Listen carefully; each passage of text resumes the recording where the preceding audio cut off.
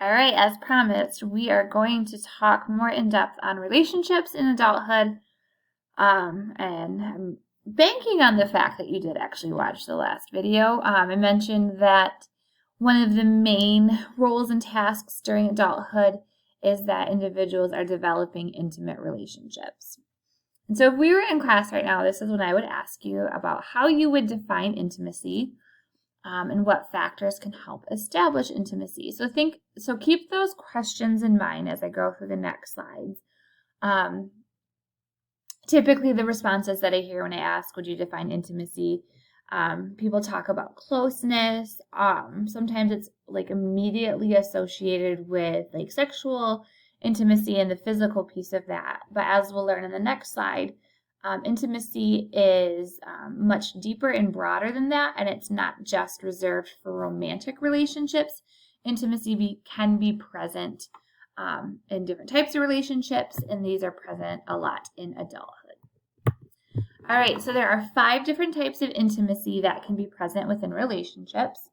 If we start with the blue one, there's emotional intimacy, and that's when individuals can relate, obviously based on emotion. The name kind of says it itself, and so it might be being able to sit down with somebody and talking about feelings about certain situations, that there's enough trust that you won't be shamed or discouraged from talking about it or judged. It provides a safe place of trust to be able to talk about things on a deeper level. And so that might be with a romantic partner. It could be with a best friend. Even in the social worker and therapist relationship, there's a level of emotional intimacy that occurs, even though it's not necessarily like a sexual romantic relationship, but there has to be a level of trust, and that the person who's coming to the therapist is really trusting that the therapist will provide a safe place for them. And so intimacy does develop. Sometimes that can be kind of strange then, like if you see them in public or something, and there's kind of that level of boundaries that you have to have with clients. But like 10 minutes ago, they were in your office telling you about their deepest, darkest secrets. Now you're in public and you can't even acknowledge them. There can be some tension in that and difficulties navigating that. So when you see a client in public, just run. It makes things way easier. There's also intellectual intimacy, and so that's being able to discuss things and kind of meet on that level. And so my child is crying. Hang on a second. The child is back. He woke up from his nap and he's crabby. So there is that level of like intellectual, being able to have some of those higher thinking conversations. This can often be something that people look for in romantic relationships. That they find that to be important to be able to bond with somebody on that level. So we're talking about, sorry, my child was crying and I had to stop it. So the intellectual, that can be present in friendships, in romantic relationships, really on any level. It kind of gives that connectedness of being able to think critically around things that people can find very attractive. The experiential, I have such a hard time saying that one. It's kind of having the intimacy and bonding from experiencing something together. I don't know if anybody watches like The Bachelorette or The Bachelor in here, but oftentimes they'll do these like skydiving dates or really high thrill ones. And often they develop a bond after these high thrill activities because they've just experienced something very intense. And oftentimes that can fast track some of the closeness that they experience on the show, because they've had this exhilarating experience and they're developed a sense of trust and intimacy, like you've just jumped off a cliff together. It makes you feel very bonded and close, and that can be masked as different types of intimacy. People who in romantic relationships might have inside jokes or something that they only have experienced with their partner that brings them close together. Kind of that cohort effect has a piece of intimacy if you've all lived through something traumatic or even something exciting. So thinking of like the Olympics are on right now, like maybe there was a really amazing downhill ski run that you watched on TV and it broke world records and it was like the most amazing thing. Well, those who watched it together might have a sense of intimacy because they all witnessed the same thing and experienced at the same time. There is the physical intimacy, which is often what people think of immediately when they hear the word intimacy. So having the bonding over some sort of physical activity, whether it be sexual in nature, whether it be holding hands or hugging. It doesn't have to necessarily lead to intercourse or be the active intercourse itself, but there is that bonding that can occur through physical touch. And then the last one is spiritual. So having the same sort of spiritual beliefs or connectedness can really bring people together. Often, this kind of ties in with the experiential as well. If you've gone to like a youth conference or youth rally that is focused on spirituality and religion and your faith, a lot of times people will refer to that as kind of like a mountain high, because you've experienced such spiritual intimacy with God, with the people who are there. And you get such a high and feeling of closeness to those who are there as well. That can really increase like relationships and connectedness.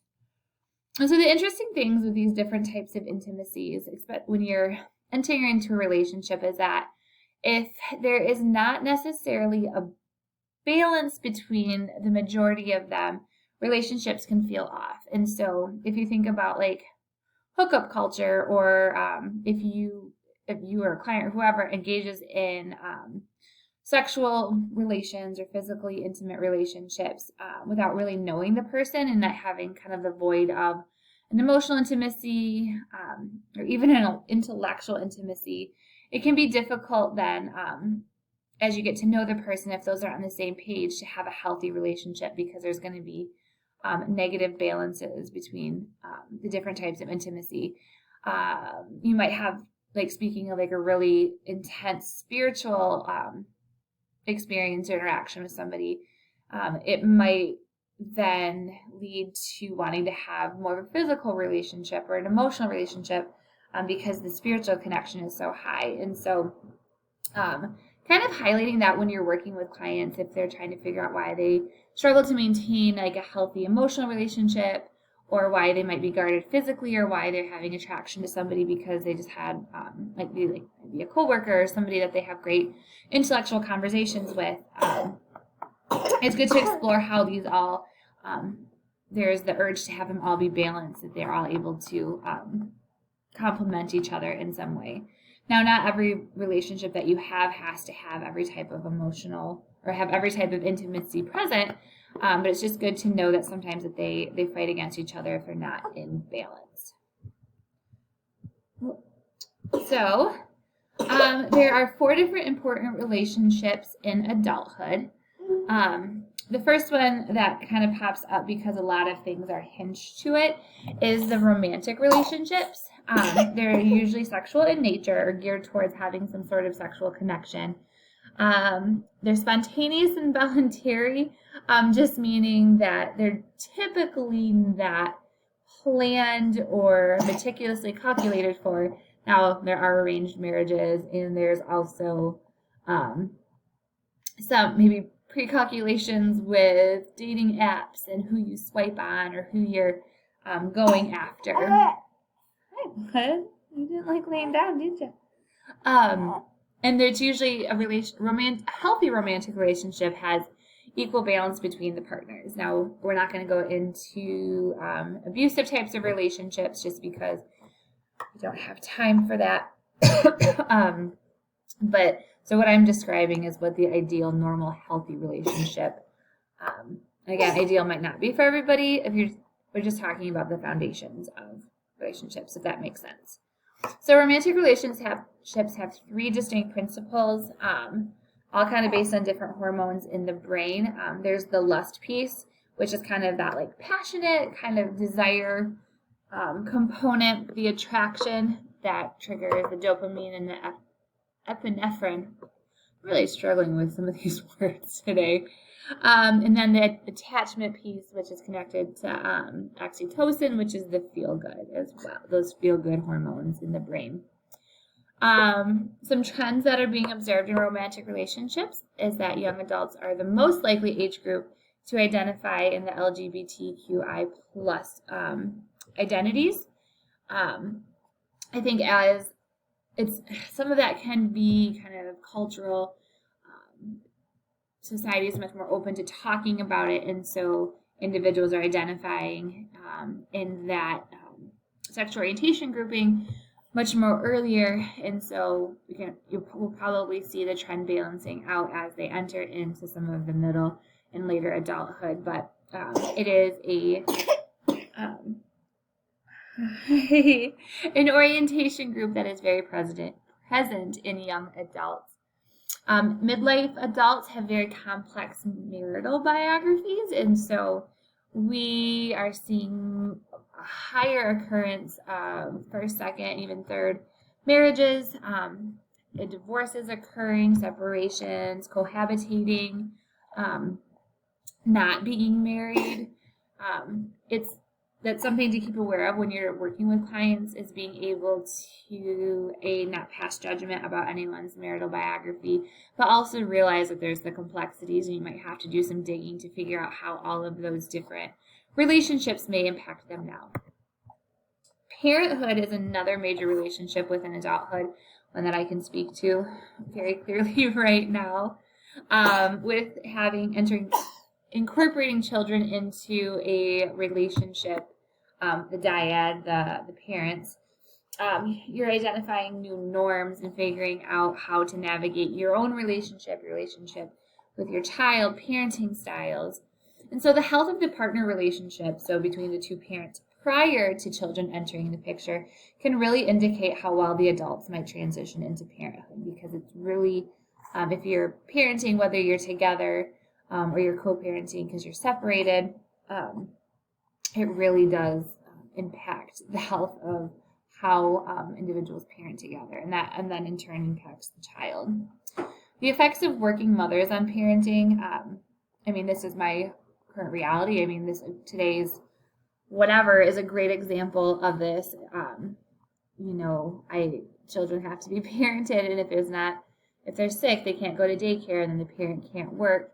And how does that mentally impact a mother? Because it's not always, but often it falls onto the mother to figure things out. Again, it's not in every situation, but it often does seem like that is the parent who will take on the role of staying home. Sometimes that's just based on the nature of the job or how parenting roles have been decided between the adults. But it can impact. America is one of the 2 developed countries that does not have any paid maternal leave. And so mothers are forced, if they're taking time off after the birth, they aren't necessarily getting paid, but they are allowed to take family medical leave of absence, FMLA, but that only allows 12 weeks unpaid. You can apply for short-term disability, but that only pays you for 60% of your income for 8 weeks. And so just considering the health of the mother when they go back to work, the attachment to their child when they go back to work, there's a lot of factors that get considered when you're thinking about this relationship of being a parent and what that looks like in relation to work, which is like the other major piece of adulthood. We're going to talk about family relationships and then relationship with work in a shorter video, just because Screencast-O-Matic is going to cut me off on this one and I won't be able to get all the content in a minute and a half. So I promise that will be the last video and it will be much shorter. So stay tuned for part 3.